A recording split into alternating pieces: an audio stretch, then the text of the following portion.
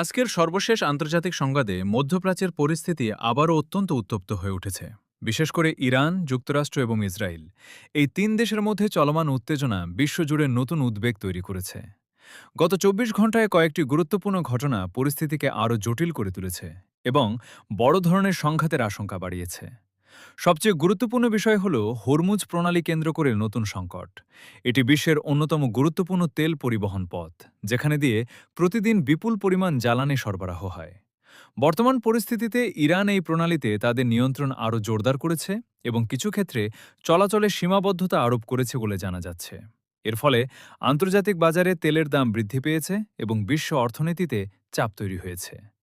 অন্যদিকে যুক্তরাষ্ট্র সম্প্রতি ইরানের একটি জাহাজ আটক করার পর পরিস্থিতি আরও উত্তপ্ত হয়ে ওঠে। এই ঘটনাকে কেন্দ্র করে দুই দেশের মধ্যে কূটনৈতিক উত্তেজনা বেড়েছে। ইরান এই পদক্ষেপকে চ্যালেঞ্জ হিসেবে দেখছে এবং জানিয়েছে তাদের সার্বভৌমত্ব রক্ষায় প্রয়োজন হলে কঠোর জবাব দেওয়া হবে। একই সঙ্গে তারা তাদের নৌ ও ক্ষেপণাস্ত্র প্রতিরক্ষা ব্যবস্থাও আরও শক্তিশালী করেছে। এদিকে ইসরায়েলও পরিস্থিতির দিকে কড়া নজর রাখছে এবং তাদের সামরিক প্রস্তুতি বাড়িয়েছে। সীমান্ত ও কৌশলগত এলাকাগুলোতে নজরদারি বাড়ানো হয়েছে। বিশ্লেষকদের মতে, যদি ইরান ও যুক্তরাষ্ট্রের মধ্যে সরাসরি সংঘর্ষ শুরু হয়, তাহলে ইসরায়েলও সেই সংঘাতে জড়িয়ে পড়তে পারে, যা পুরো মধ্যপ্রাচ্যকে বড় ধরনের যুদ্ধে ঠেলে দিতে পারে। বর্তমানে পরিস্থিতি সরাসরি পূর্ণাঙ্গ যুদ্ধ না হলেও উচ্চ ঝুঁকির পর্যায়ে রয়েছে।